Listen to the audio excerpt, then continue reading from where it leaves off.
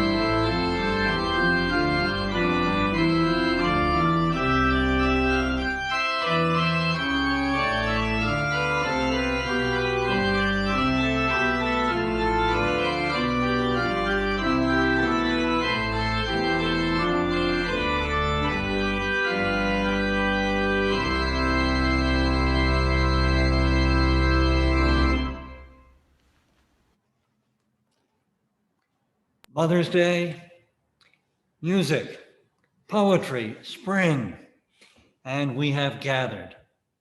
May our gathering this day with music and poetry shared on this Mother's Day Music Sunday restore and renew our spirits, be a balm to our hearts, a healing balm, inspiring our hands to the life work of learning to love each day more generously. In this spirit, it is good to gather. Our introit, a piece with text by Langston Hughes, In Time of Silver Rain, will be sung by Christopher Nicholson Mann, our music director, and then Christopher will be our chalice lighter. Christopher.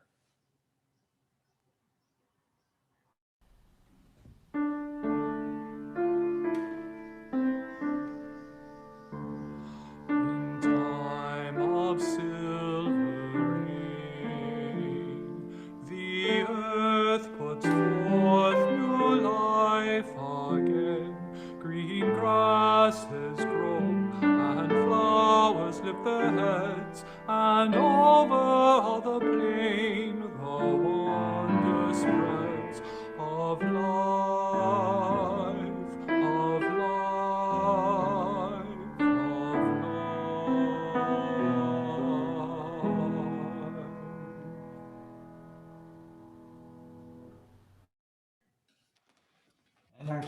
Christopher.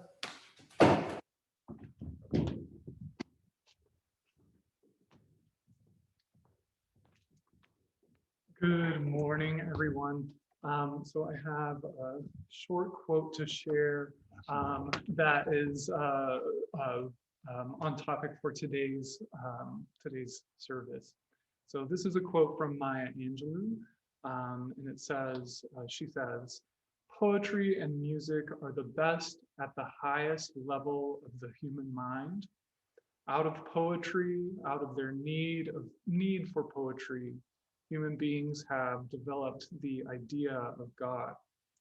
And so when we sing, when we dance, when we speak poetry, we are speaking out of God's mouth, each other out of the music from God's heart."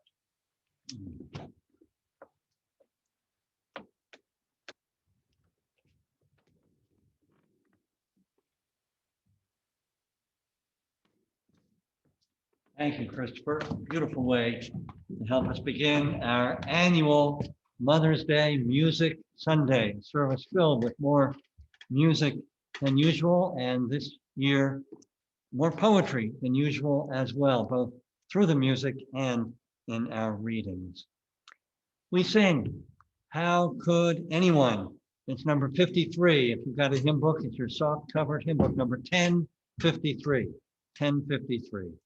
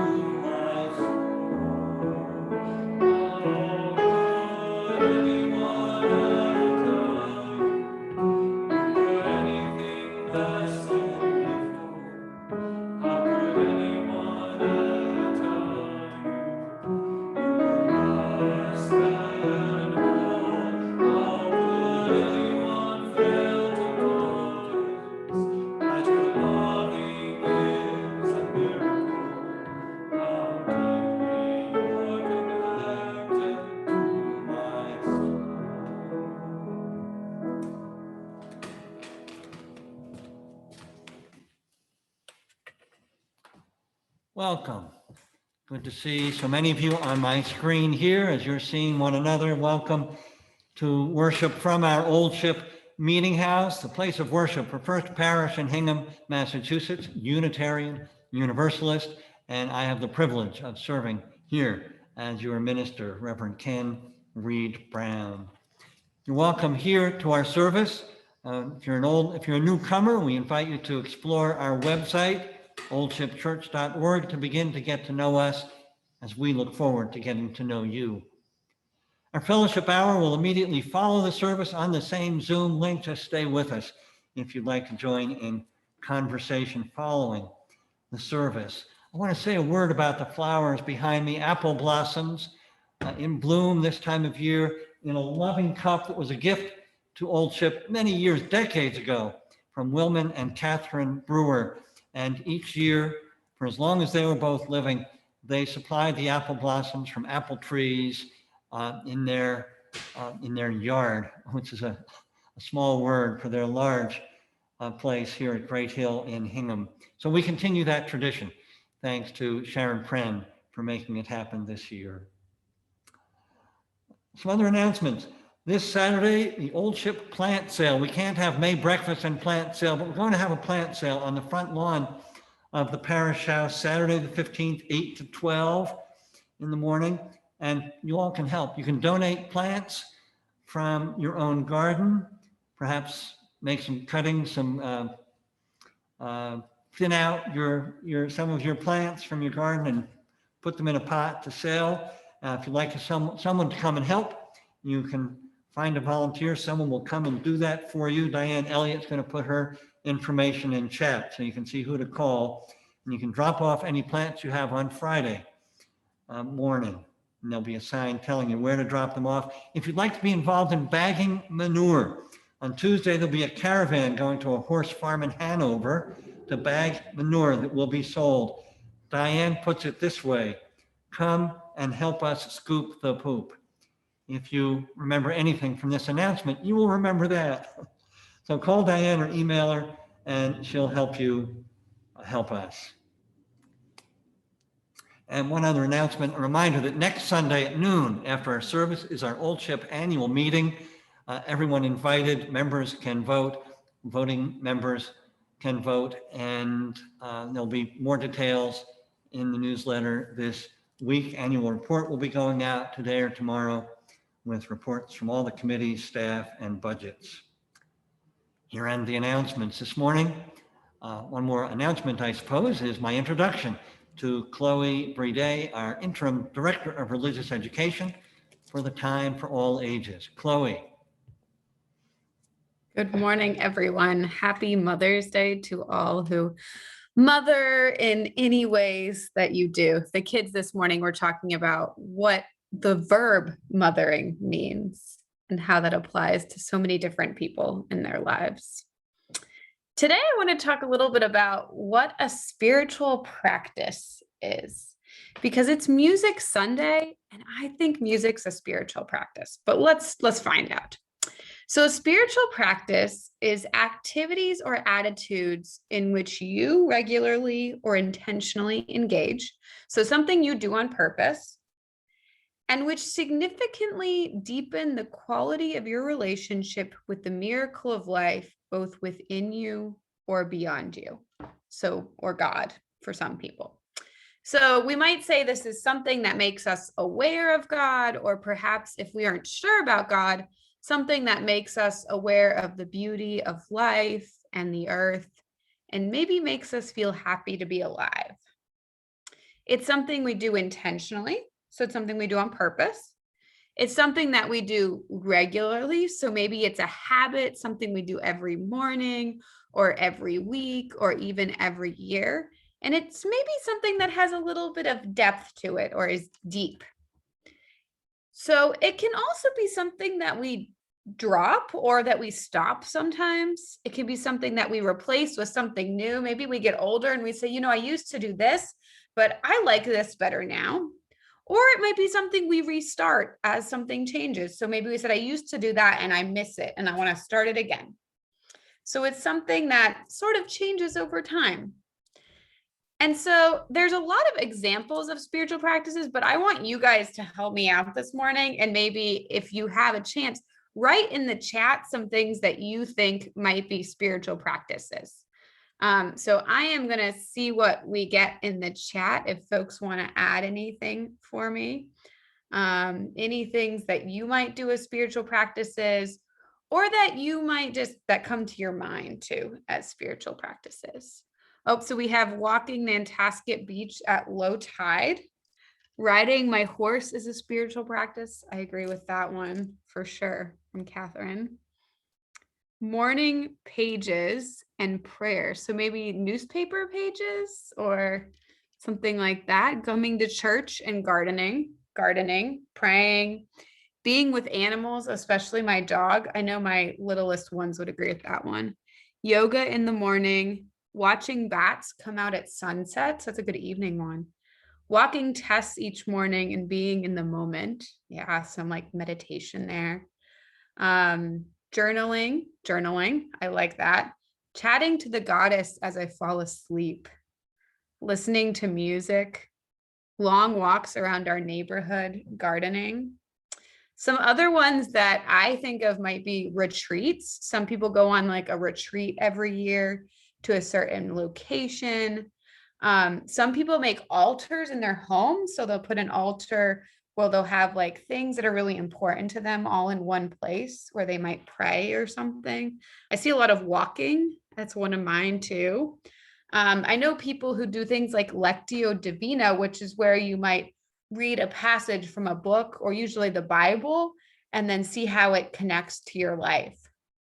Spiritual practice, I see Buddhist kindness, loving meditation, and Qigong, which is sort of, I think it's close to Tai Chi in that area of things, movement. Fasting is another thing people do. So sometimes they'll not eat during the day and only eat at night, thinking, believing that sometimes not eating will bring us closer to God. Crafts, I know a lot of people are knitters at this church. And then for some people, doing social justice, like going to protests, is their spiritual practice. So I brought this up today because I have heard from folks at this church, and from other folks and myself, that one of our spiritual practices is music. So it might be singing. It might be something like listening to music. Some people just like to sit and absorb the music and let that take them places. It might be playing an instrument. It might be going to watch music, that they really feel connected to God and to the world through the practice of music. So I wanted to share a little video with you guys. And it's a song that I think most of us know. And it was performed by the George Washington University, a cappella group at George Washington University. So I hope you all enjoy. This is one of my spiritual practices, this song.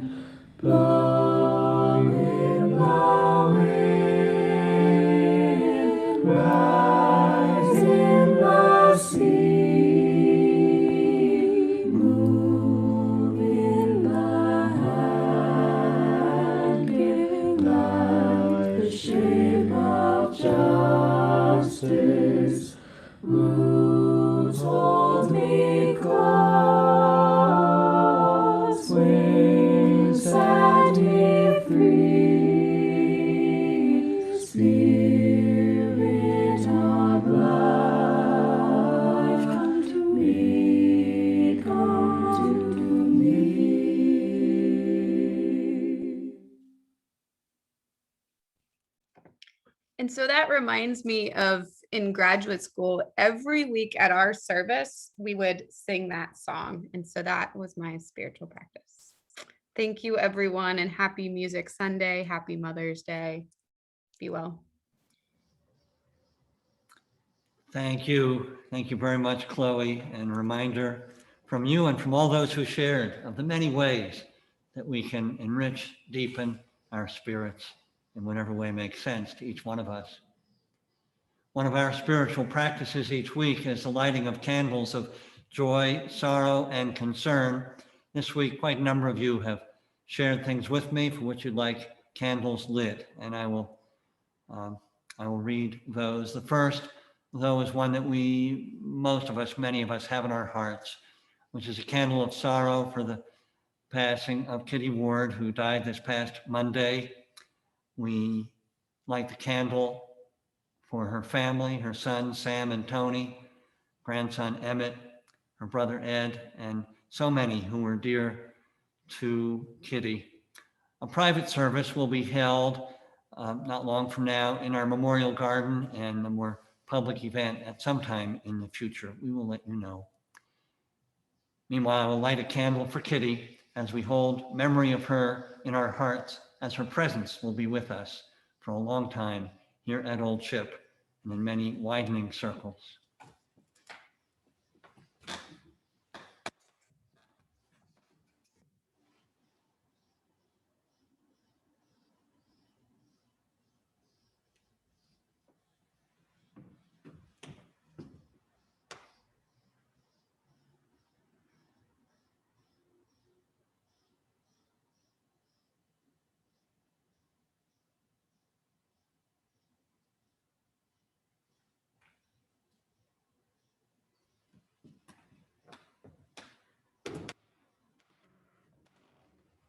We have all been blessed by her life and by her example of spirit and awakening in her last days and hours as well.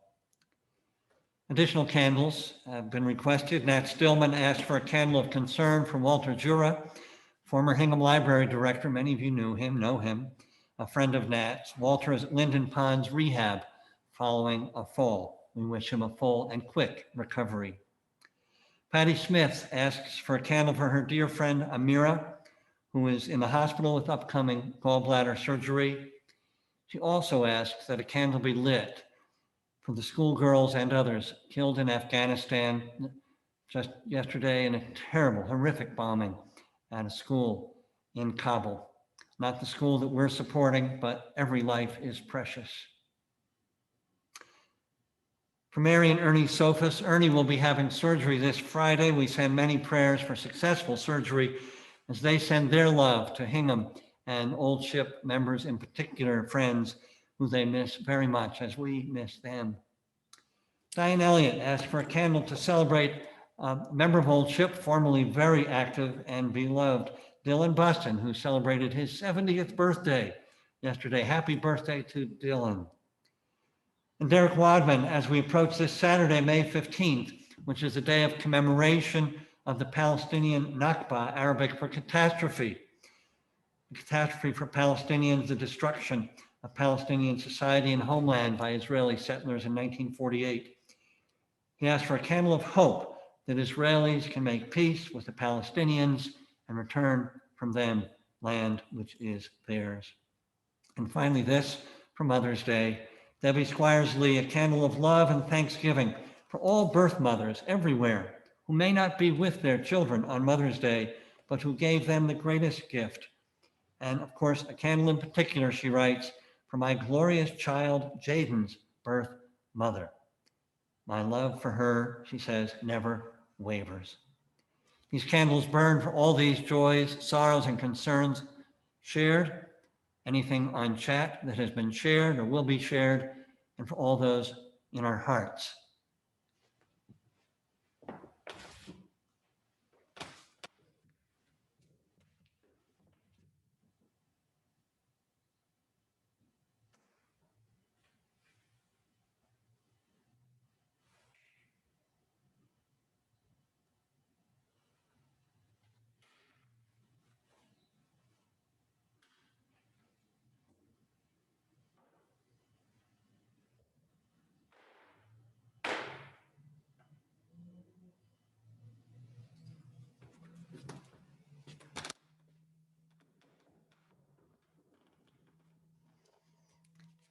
We join in our time of meditation, prayer, and then shared silence.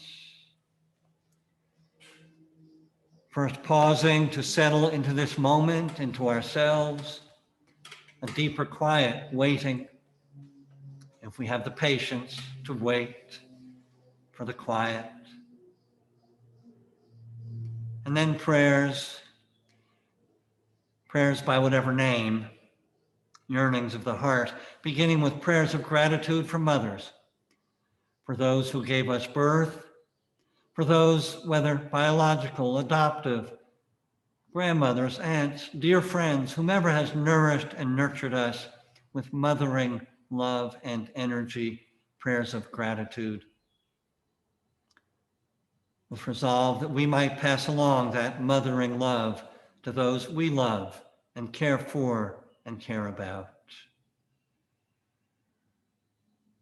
All in the spirit of continuing prayers for those suffering in the midst of COVID, close to home and around the planet. For those suffering in the midst of the crossfire of war, whether in Yemen, Afghanistan, Palestine, Israel, wherever the guns are fired. For all those suffering in the midst of injustice and racism. Prayers of healing, prayers for peace, prayers for compassion for all beings on this Mother's Day, every day, as our meditations and prayers continue in shared silence.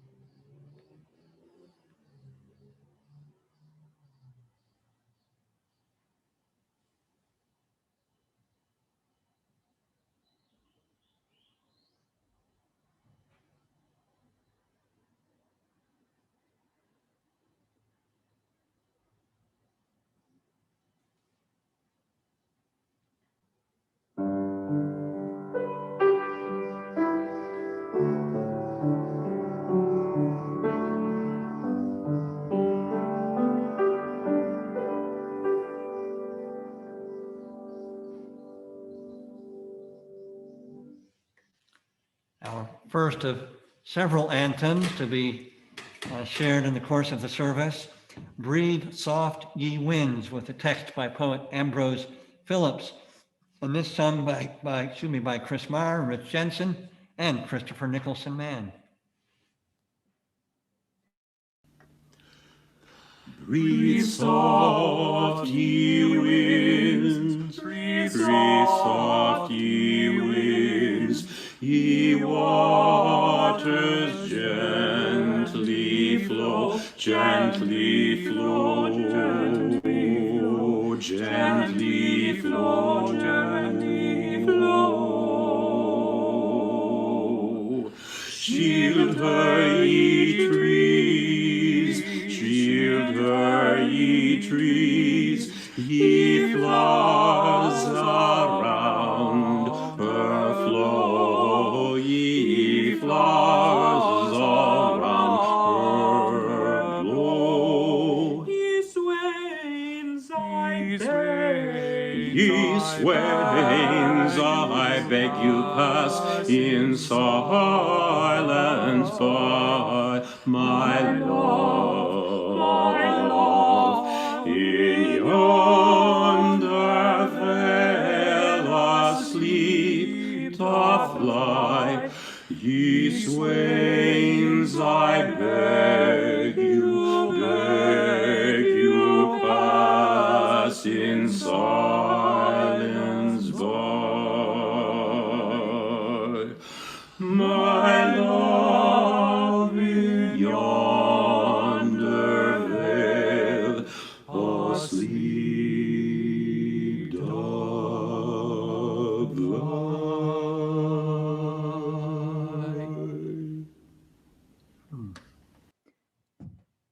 Well, that's pretty nice. Thank you, men. Our first reading this morning will be shared, and a poem, as our readings will be this morning, shared by Roy Harris. Roy, thanks so much. Thank you, Ken. Our first reading is The Lanyard by Billy Collins. The other day, I was ricocheting slowly off the blue walls of this room, moving as if underwater from typewriter to piano, from bookshelf to an envelope lying on the floor, when I found myself in the L section of the dictionary, where my eyes fell upon the word lanyard. No cookie nibbled by a French novelist could send one into the past more suddenly. A past where I sat at a workbench at a camp by a deep Adirondack lake, learning how to braid long, thin plastic strips into a lanyard, a gift from my mother. I'd never seen anyone use a lanyard or wear one if that's what you did with them, but that did not keep me from crossing strand over strand again and again until I had made a boxy red and white lanyard for my mother. She gave me life and milk from her breasts, and I gave her a lanyard. She nursed me in many a sick room, lifted spoons of medicine to my lips, laid cold face cloths on my forehead, and then led me out into the airy light and taught me to walk and swim. And I, in turn, presented her with a lanyard. Here are thousands of meals, she said, and here is clothing and a good education. And here is your lanyard, I replied, which I made with a little help from a counselor. Here is a breathing body and a beating heart, strong legs, bones and teeth, and 2 clear eyes to read the world, she whispered. And here, I said, is the lanyard I made at camp. And here, I wish to say to her now, is a smaller gift.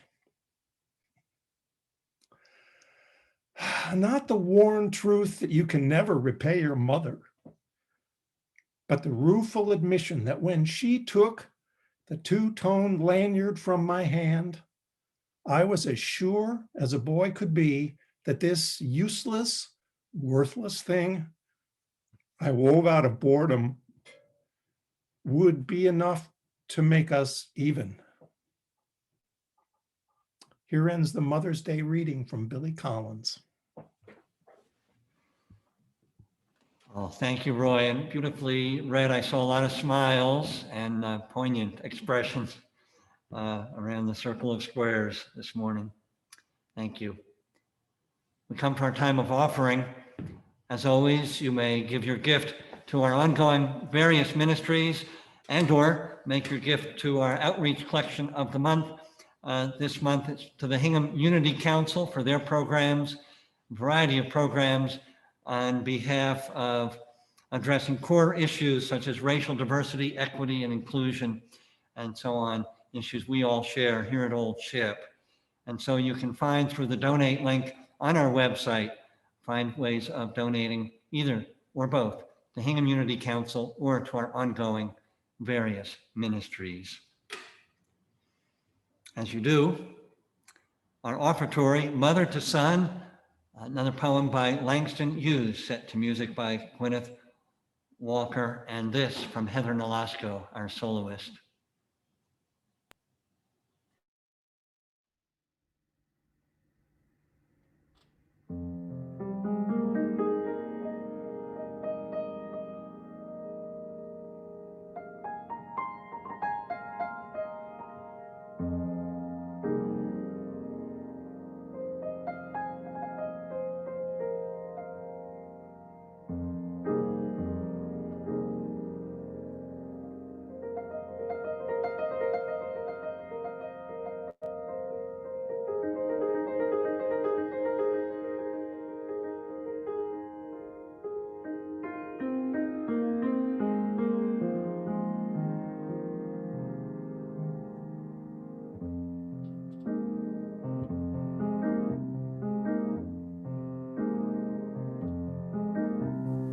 Well, son, I'll tell you, life for me ain't been no crystal stair.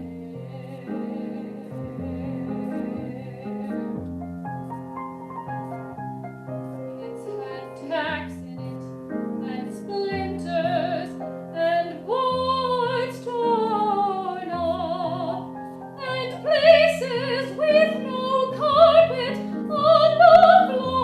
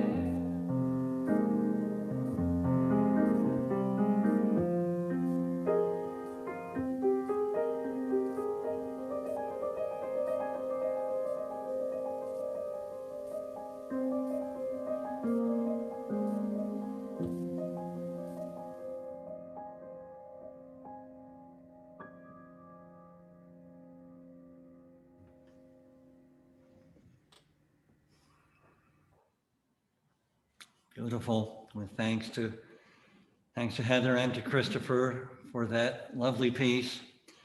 Our next reading will be shared by Connie Gorfinkel. Connie, thanks so much for sharing this reading.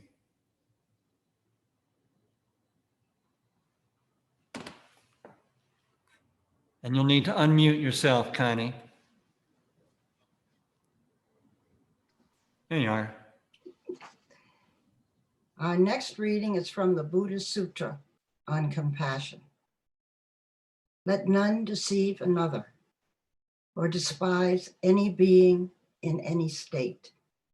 Let none through anger or ill will wish harm upon another. Even as a mother protects with her life her child, her only child, so with a boundless heart should one cherish all living things, radiating kindness over the entire world, spreading upwards to the skies and downwards to the depths, outwards and unbounded, freed from hatred and ill will. Here ends the reading. Beautifully read. Thank you, Connie, very much. Our next anthem, Chris Marr will sing The Sky Above Our Roof, text by Mabel Dirmer and Paul Verlaine, Ralph Vaughan Williams, the music.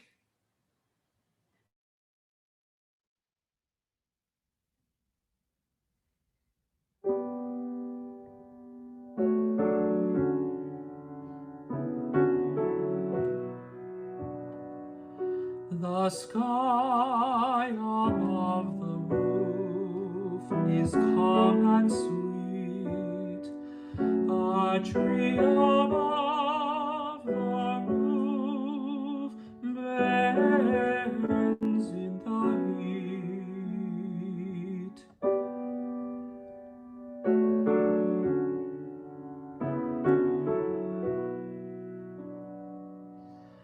A bell from out the blue drowsily rings. A bird from out the blue plaintively sings. Ah, God, our life is here, simple and fair. Murmurs of strife are here, lost in the air.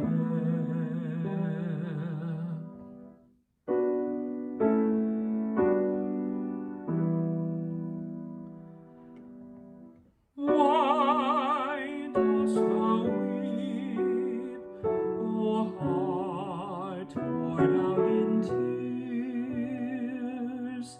What hast thou done, O heart, with thy spent years?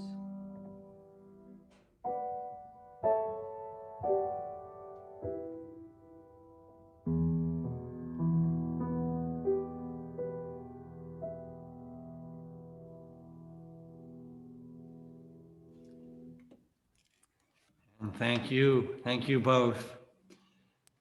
Our next reading will be shared by Liz Flint and will be followed by an anthem, Will There Really Be a Morning? As you'll see, it's an appropriate anthem to follow the reading. The text of the anthem is from a poem by Emily Dickinson.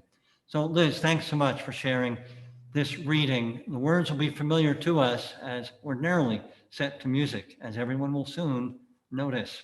Liz. Thank you, Ken. Our reading is the poem Morning Has Broken by Eleanor Farian. Morning has broken, like the first morning. Blackbird has spoken, like the first bird. Praise for the singing, praise for the morning, praise for them springing fresh from the word. Sweet the rain's new fall, sunlit from heaven. like the first dewfall on the first grass. Praise for the sweetness of the wet garden, sprung in completeness where God's feet pass. Mine is the sunlight, mine is the morning, born of the one light Eden saw play. Praise with elation, praise every morning, God's recreation of the new day. Here ends the reading.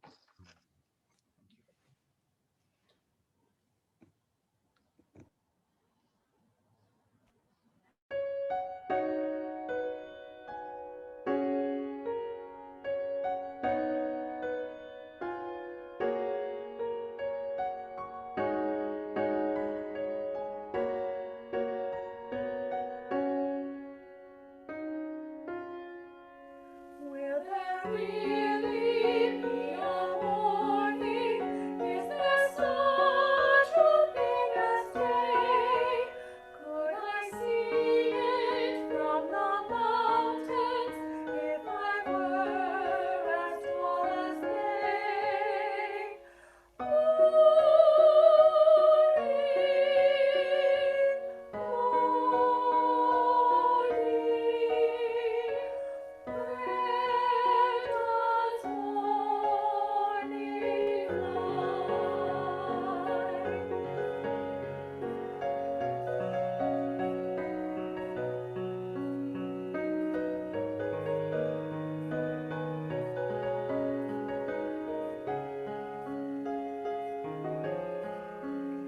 Has it healed like water lilies?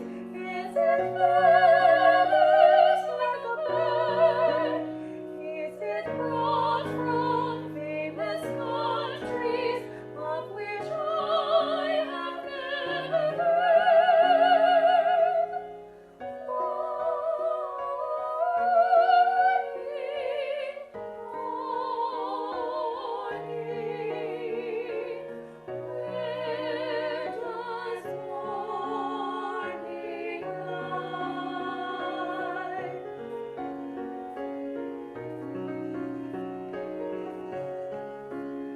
Oh, some scholar, oh, some sailor, oh, some wise man from the sky, please to tell a little pilgrim where the place called morning lies.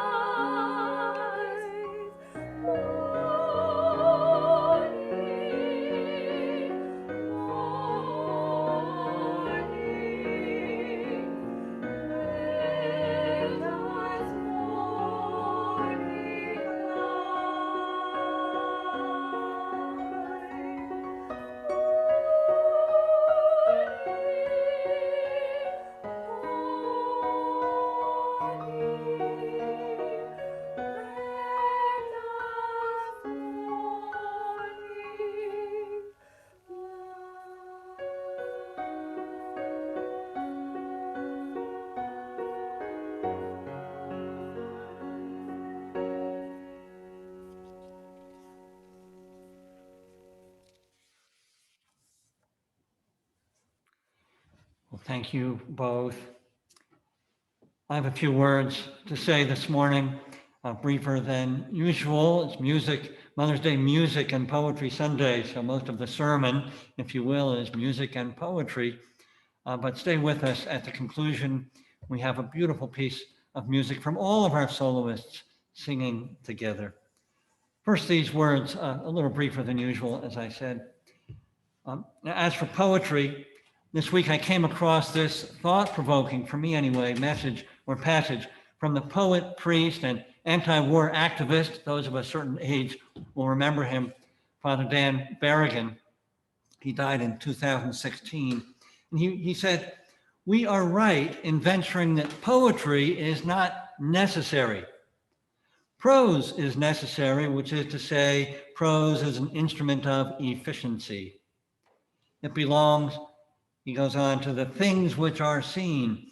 Poetry, on the other hand, is unnecessary in the sense that God is unnecessary, is useless in the sense that God is useless. which is to say, Berrigan concludes, God and poetry are not part of the kingdom of necessity. Well, I said I'd be brief. I could go a long time and we could have a long conversation. There's plenty to unpack in Berrigan's words and maybe even some things to argue with. After all, to begin with, poetry unnecessary, what could he possibly mean?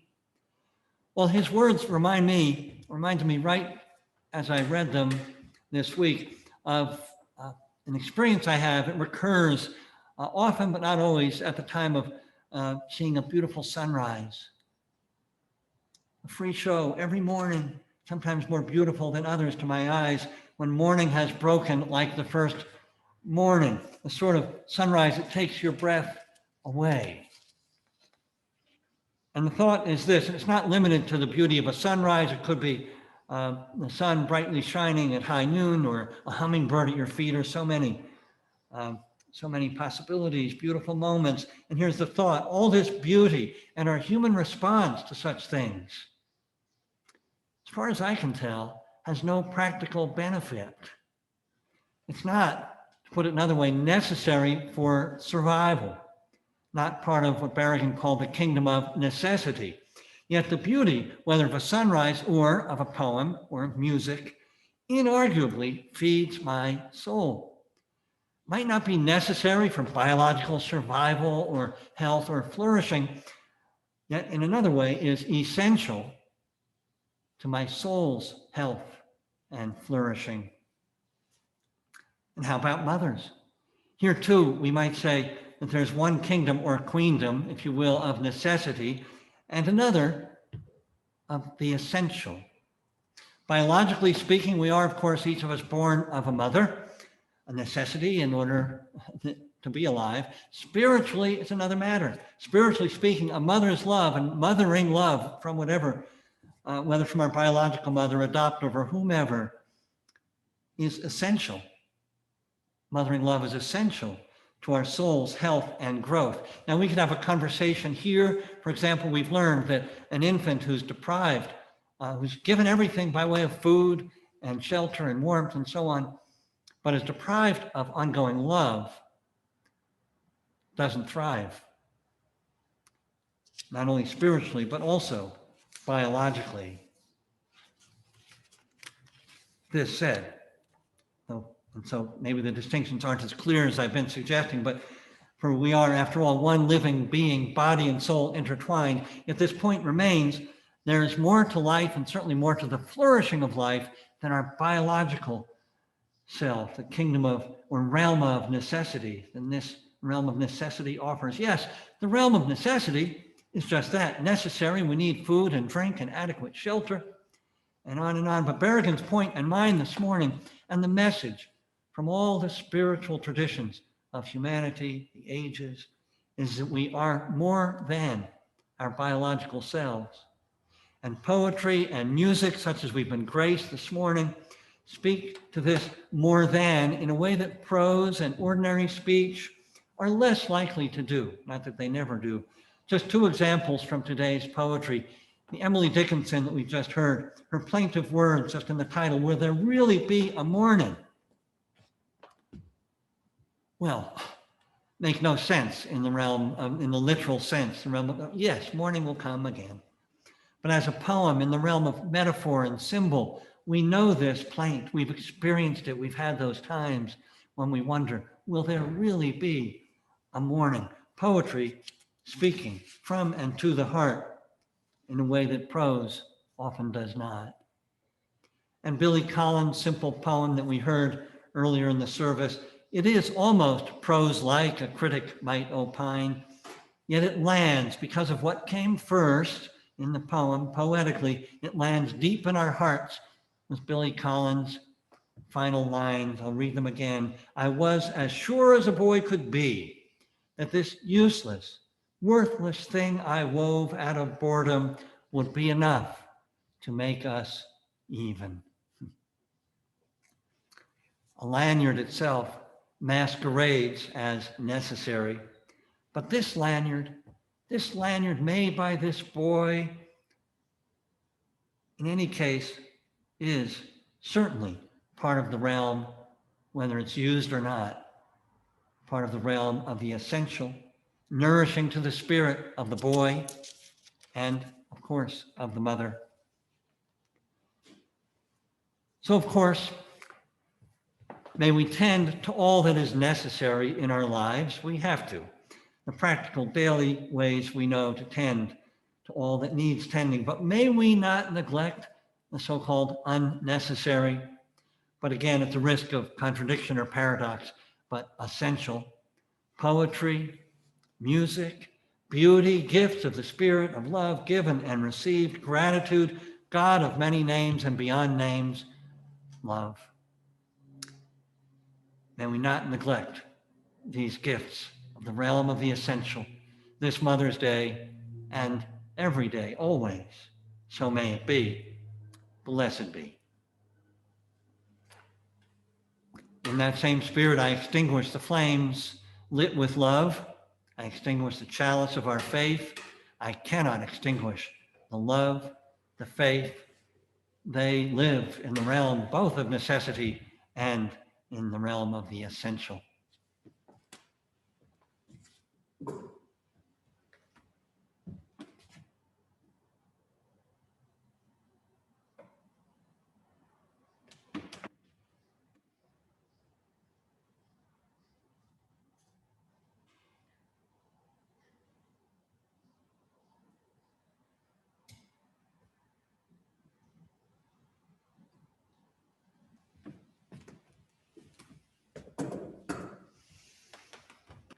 We sing a familiar hymn to most of us, For the Beauty of the Earth.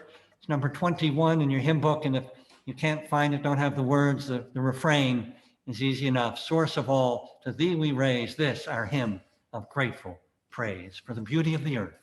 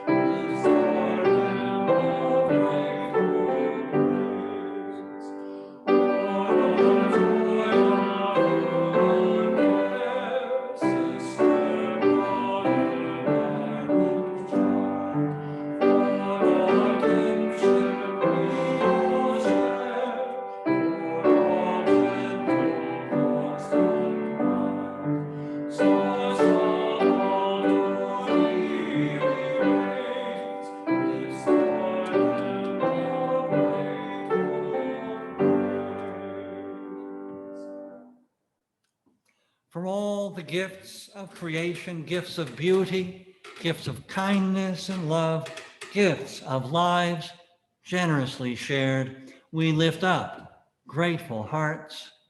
May we continue to pass the gifts along as we have been blessed, so may we bless. So may it be. Amen. Our choral benediction from our choral soloist, Be Like the Bird, Victor Hugo, the text.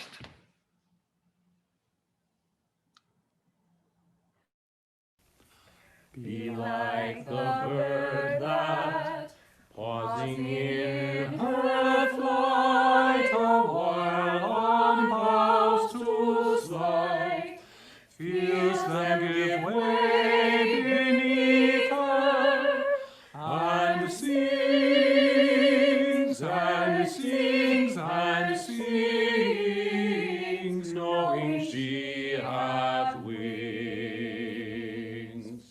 Be like the bird that, pausing in her flight, awhile on boughs to slide, feels them give way beneath her, and sings and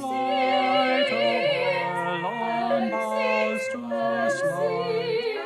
Feels they give way beneath pausing in her sings and sings, feels them give way beneath her, and sings and sings, knowing she hath wings.